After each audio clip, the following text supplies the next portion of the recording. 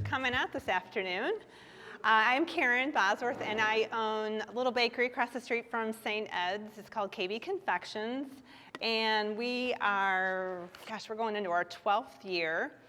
Have been baking forever. I think I sold my first cake when I was in high school. So I've been baking for a long time, and it just, this is such a fun time of the year. It can get really overwhelmed with how many things we want to do and how many things we want to make.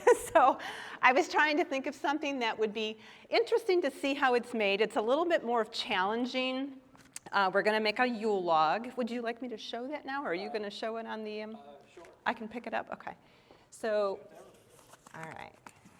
So this is and there's so many variations. I was doing all my research before I came here. We make ours at the shop with a traditional chocolate cake. We don't do a sponge cake. That's a lot of times I've seen people do that.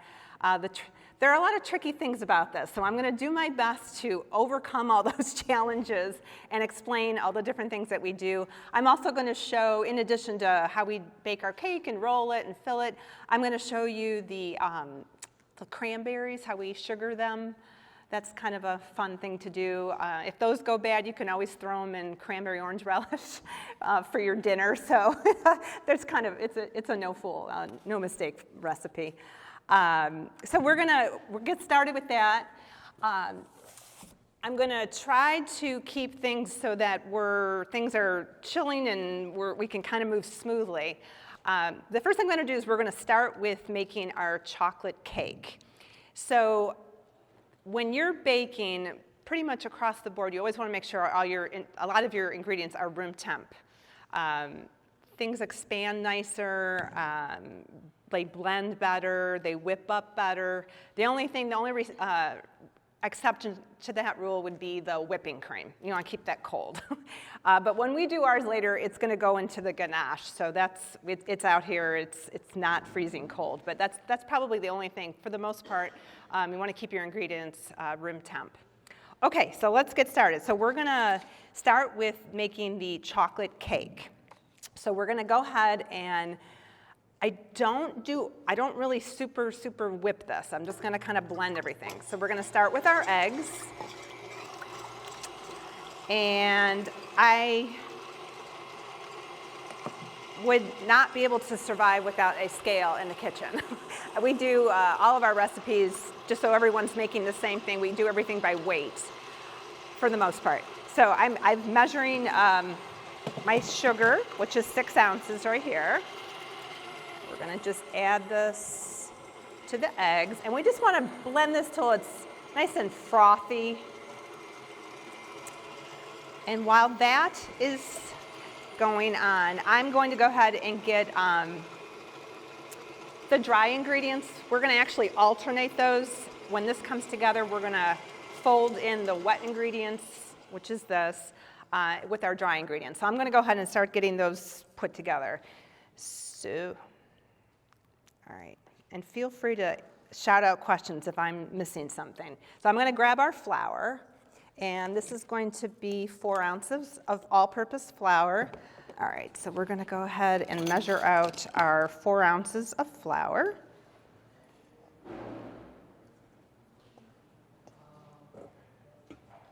Okay, and we're going to keep adding. We're going to keep going with those. So we're going to do our salt. Give our measuring cup. It's a 1/4 teaspoon of salt. And we're going to go ahead, we're going to be blending this all together through a sieve, sifting it. Okay, so we've got our cocoa powder. This is 1 ounce. We're going to use our baking powder, not baking soda. Make sure you've got the right ingredient. We're going to do 2 teaspoons of baking powder. 1, 2. Okay. All right, so what I'm going to do is I'm going to take our little sifter, and I'm just going to go ahead and just kind of tap this and blend this through. This is just going to help everything mix really nice. because you don't want to be overbeating this, this recipe. So you want to make sure everything's blended as best as possible. I'm going to go ahead and give me those. Sift this all together. Okay, and we're going to go ahead and usually what I do is I will either use a bowl that you can bend, or I'm going to go ahead and just use some parchment paper. We're going to alternate this. Okay, so we're going to do our eggs and our sugar.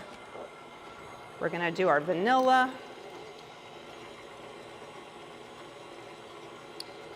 That's a 1/4 teaspoon. We've got our cocoa or baking powder, and then we're going to get our oil. And I'm just going to add these together. So I'm going to do 3 ounces of oil. And I'm just going to go ahead and add the buttermilk.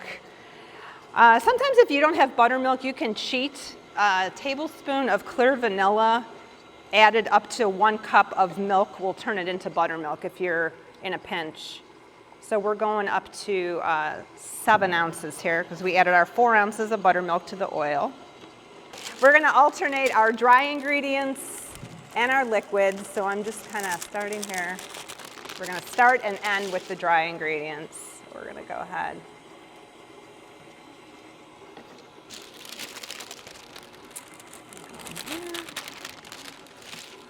All right.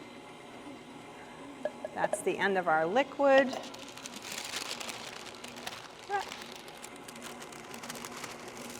Yeah, if you don't have parchment, just use a bowl, you know, that you can kind of bend it and get in there. Okay, so we're just going to stir this up. And I will show you how I do our pan. I'll finish folding that. So when I do this recipe, we've made it many different ways. And when we're doing it in volume at the shop, we use like full sheet pans. So I was trying to find the best pan. This is I believe it's a 7 by, oh, that's not good. A 7 by 11 pan. This is just kind of a standard cookie sheet. So we use a lot of this Vaseline. It's just kind of a combination of flour and oil together. We also have a product that we will brush on. So I'm just kind of doing a quick, gonna do all over. And I'm actually still gonna do a piece of parchment paper in there. Are you okay if I'm walking around over here? Okay. So what I did was I just kind of, I clipped these little corners so this would fit real nice in here. You can just kind of see where it gathers up, and that's where I cut it. Okay, and then I still give this a spritz. Okay, all right. Okay, so we're not going to bake this because my pan does not fit in the little oven here, so we're going to just improvise. I do have a baked one here, so we'll still get to go ahead and roll it out and fill it for you. But at this point, then I would put this in my prepared pan, and I would set it in the oven. I usually just do about 325. I know my oven at home is much hotter than our oven at the shop, so you just kind of have to eyeball it. But I usually do 5 minutes in the oven, spin it, and then it's usually another 5 minutes, usually is what our shop oven is. If you're nervous, you could start it at 4 minutes. And all you're looking for is, when you're trying to figure out if it's done in the middle, you could do the toothpick test to see if it comes out clean. I usually just kind of tap on the outer edge to know what done feels like and see if it matches in the middle. And when I baked ours earlier, it was about 10 minutes. So 5 minutes, spin it, do another 5 minutes. Okay, so now I'm going to move all of this so we can kind of see. I want to show you, I think we're going to take a little pause on this. So we're going to pretend that this is baking in the oven, okay? It smells so good. All right, so we're going to go ahead. I'm going to show you how we candy the cranberries, how we sugar them. And this is really easy. There's no fancy measurement. It's just an equal 1-to-1 ratio. I think, how did we have it on the back here? Okay, 1.5 cups of water to sugar. Okay, that would work fine too. When I did it this morning, I just did equal 1-to-1. It's just a simple syrup that we're making. You could use this in coffee. We make simple syrup when we make meringues. So it's a very quick recipe. So I heated this up before. So what we're going to do is we're going to just bring this to a boil. And when it's done, when it comes to a boil, I'm going to turn it off, and we're just going to dump all of the liquid onto these cranberries. I found using frozen ones does not work. They just turn out too mushy. So these are just fresh cranberries that were washed, and just have them ready. So let's pretend this is boiling, because this is coming, it's coming pretty quick. So it would be a rolling boil. I would shut it off, and I'm just going to pour it right over these cranberries. You see that? Okay, so this morning I set the timer for about 5 minutes. So they're just going to sit there, and you can try one if you want before we roll them in the sugar. You're just looking for not super crisp as like a very fresh one. You just want it to be a little soft. And then what you would do, I actually did this earlier. You can kind of see these. They're really pretty with the sparkly sugar. So all you do, you want to see how that looks? So all I did was I got my, this is just regular granulated sugar. You don't have to use coarse or anything like that, just regular sugar. So I would have my sugar ready, and we're going to strain these, and then so let's pretend 5 minutes has gone by, and they're at a good softness, not mushy, but not crisp. And we're just going to strain that, strain it really good. And then I've got my pan of sugar here, and I'm just going to put them in there, and then I just roll them. And they turn out so pretty.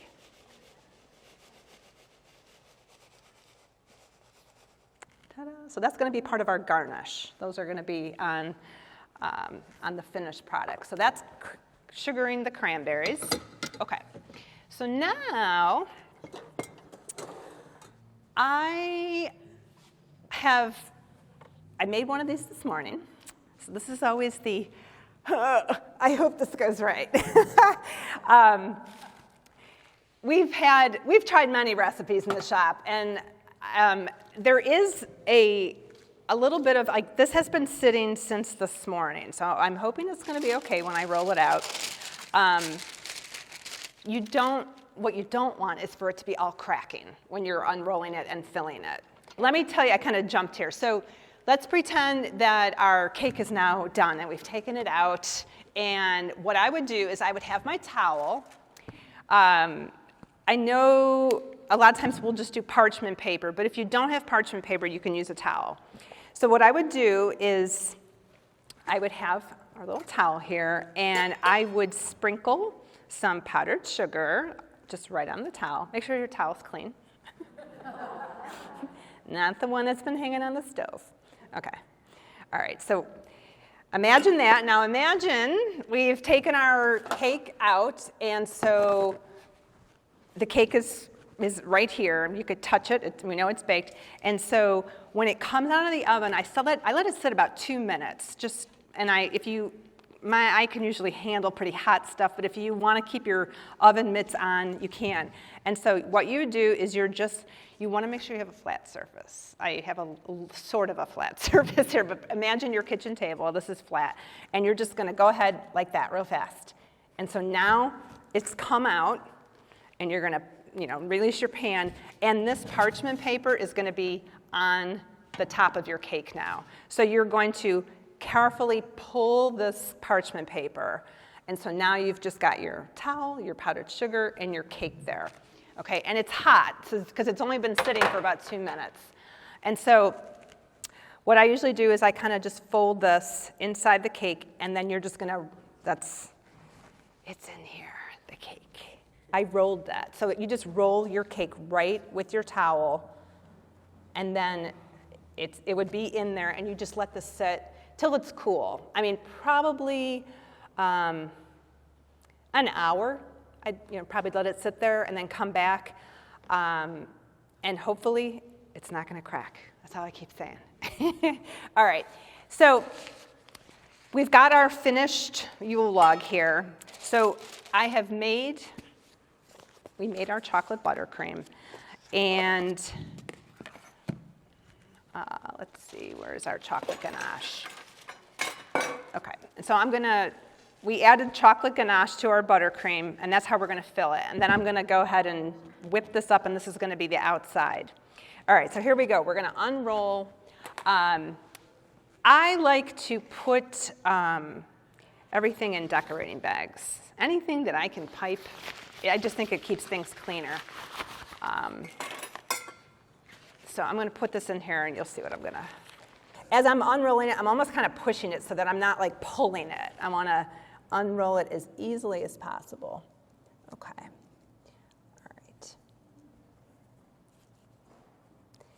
all right. Be prepared to have a dirty towel.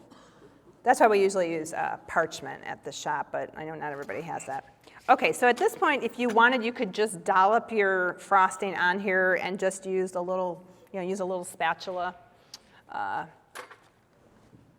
to spread it out. I like to pipe things. So I have it's just like a big basket weave tip. So I'm just gonna kind of fill those here.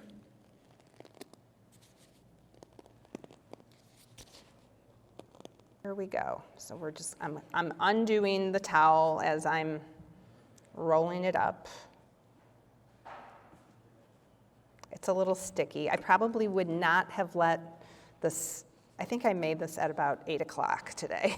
So it's been sitting for a while. Okay. You're gonna see the pieces that you get to sample today. I think Melanie rolled them the other way, so they're bigger. So you could do it either way. This is soft. I would probably be putting this in the refrigerator to chill it more. But it's very chocolatey. So you can just go ahead and frost this. And then sometimes people will leave the side exposed, so you can see it. I think Kendall actually piped one on there. Because we like to have the cake completely covered, because I don't want it to be, I don't know if someone's going to take it home and leave it sitting out, and I don't want it to dry out. So we just keep everything all covered up.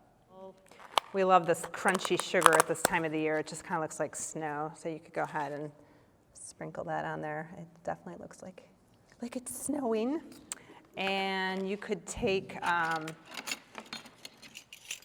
couple of our little cranberries and just set them on here. If you wanna, you could take, let's see, rosemary. Fresh rosemary looks really pretty at this time of the year. That you could tuck on there. I think we just have some green buttercream that we used. Like a writing tip. I think this is supposed to look like the snow.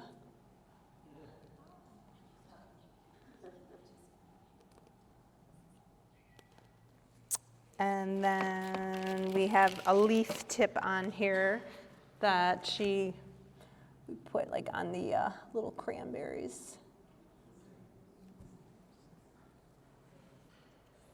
That's it. The hardest thing is probably rolling it. Okay. Definitely stop in, get a cup of coffee, sit down. We have a real pretty greenhouse. You can go sit in there. I'm still trying to get the Christmas trees up, but it's almost ready. But yeah, it's real pretty. But yeah, we'd love to have you stop by.